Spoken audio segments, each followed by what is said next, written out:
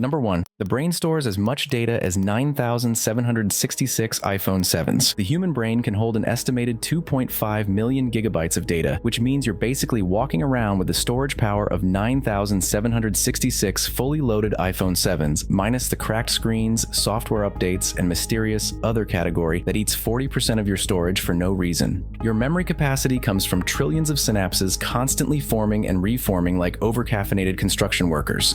This is why London taxi drivers, who must memorize every road, alley, shortcut, and probably a few decent kebab spots, develop larger hippocampi. The hippocampus is the brain's memory headquarters, and it literally bulks up when overloaded. In other words, the more you learn, the more your brain hits the gym. Accuracy, however, is optional. Some memories store in crisp HD, others save like a corrupted JPEG from 2003.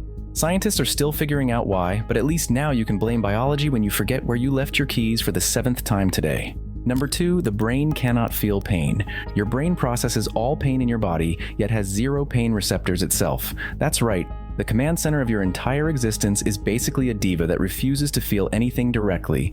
This is why doctors can perform awake brain surgery while patients chat, sing, or tell jokes, even as someone pokes their neurons like piano keys. And no, a brain freeze doesn't count. That delightful punishment comes from blood vessels in your palate spasming when you inhale ice cream too fast. Your brain just receives the pain signals and says, "No idea what's happening here, but let's assume the forehead is under attack." So yes, your brain can be sliced open without hurting, but a Slurpee can still take it down. Truly inspiring. Number 3. The brain generates up to 70,000 thoughts a day. Your brain is basically a noisy roommate who refuses to stop talking. It produces up to 70,000 thoughts a day, most of which are completely unnecessary, like replaying that embarrassing thing you said in 9th grade or debating whether pigeons have feelings. This non-stop internal monologue exists because the brain demands constant stimulation. It cycles attention in 10-minute intervals, which explains why long lectures feel like psychological warfare. Meditation tries to fix this, but training your brain to be quiet is like trying to convince a toddler that nap time is fun. It works, eventually. Over time, meditation strengthens the attention control networks, giving you the rare superpower of focusing for longer than the average YouTube video, also helpful if you ever want to experience a moment of silence without needing noise-canceling headphones. Number 4, male versus female brains. Different but not in the way people hope. Brain imaging finds differences between male and female brains, but none of them relate to being smarter. Sorry to everyone who wanted bragging rights. Men's brains are, on average, 10% larger, but this doesn't mean anything other than men's heads are slightly roomier.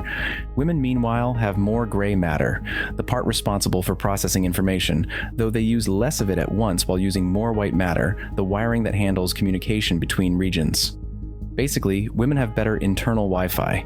Men and women also process stress and pain differently, likely due to biology, hormones, and centuries of pretending everything is fine.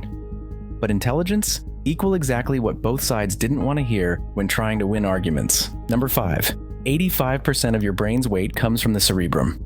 Your brain weighs about 3 pounds, roughly the size of a small cauliflower, but 85% of that mass is the cerebrum. It's the giant, wrinkly blob responsible for judgment, problem-solving, movement, senses, and basically every function required for not walking into traffic. Evolution clearly dumped most of its effort into this one region, leaving the rest of the brain to play supporting roles like unpaid interns. The cerebrum is so overworked that any damage to it can completely alter personality or behavior, which is a polite scientific way of saying, handle with care, this section is doing literally everything. Number 6, every brain is anatomically unique. Even though brain diagrams all look the same, no two human brains actually match. Yours is shaped by genes, life choices, trauma, education, stress, hobbies, and that phase where you thought you could learn guitar in a week. This concept, neuroanatomical individuality, was only widely understood about 30 years ago, when scientists realized that every brain is basically a custom model with weird wiring based on lived experience. Because of this, mental health treatment needs to be personalized. One brain may calm down with meditation, another might need medication, another might need a nap and a snack immediately. One size fits all works for vending machine socks, not neuroscience. Number 7, MRI scans can literally see you falling in love. When someone is in love, MRI scans show intense activity in brain regions tied to reward, motivation, and emotional fireworks. Essentially, the brain treats love like a limited time sale at your favorite store. Everything must go, including your dignity. Researchers compared the brains of people who were happily in love with those recently dumped or totally single.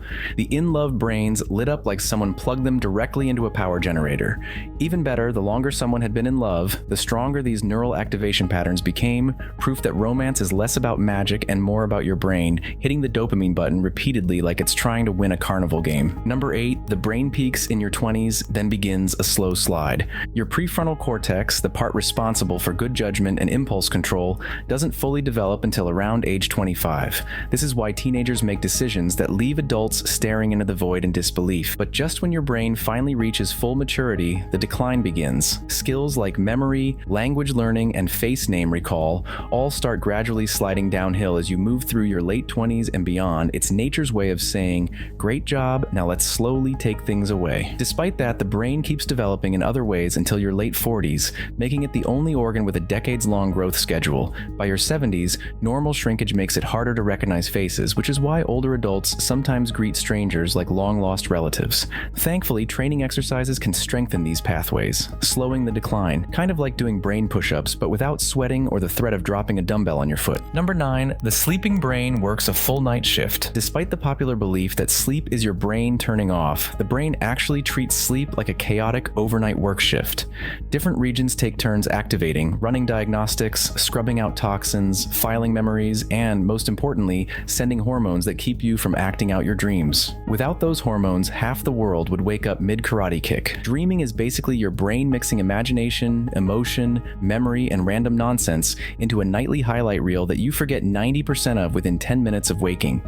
Not because the dreams aren't interesting, but because your brain prioritizes storing the important stuff, like how to do your job over last night's episode of You Riding a Giant Duck Through Space. Number 10, the brain consumes 20% of your oxygen because it's dramatic. Even though your brain is only about 2% of your body weight, it demands 20% of your oxygen supply, making it the biological equivalent of someone who eats all your snacks and then complains there's nothing left. Oxygen powers neuronal healing and energy production, and when deprived for 5 minutes, brain cells begin to die, hence why conditions like sleep apnea wreak havoc on daytime performance. If you feel exhausted, unfocused, or ready to fight your alarm clock, poor oxygenation could be part of the problem. Deep breathing and exercise both increase oxygen delivery to the brain. Eating oxygen-supportive foods helps too, although sadly, ordering extra fries does not qualify as oxygen-supportive, no matter how much joy they bring. Number 11, your body controls your brain more than you think. Your brain may run the show, but your body is definitely the stage manager. Even minor physical changes can dramatically impact brain performance. For example, being just 2% dehydrated can tank your focus and memory, basically turning your brain into a dial-up modem from 1999. If you sweat heavily for 90 minutes without rehydrating,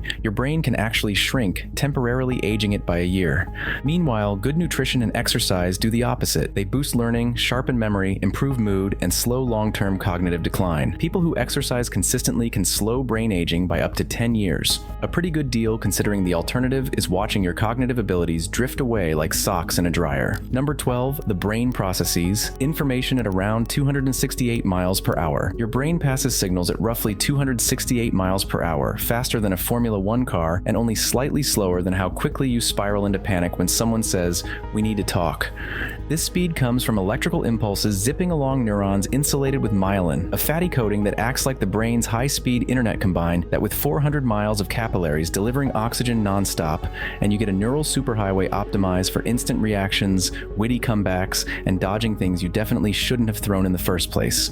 Reading, for example, is basically downloading information straight into your neural circuits. No cables needed, just your eyeballs and a willingness to focus for more than 4 seconds. Number 13, you don't recall events, you recall your last memory of them. Memory isn't a recording, it's a reconstruction job your brain does every time you remember something. Each recall creates a new version of the memory, like opening a Word document, making edits, and clicking Save As without noticing. This is why details shift, colors, conversations, entire moments, because your brain fills in gaps with whatever seems logical at the time.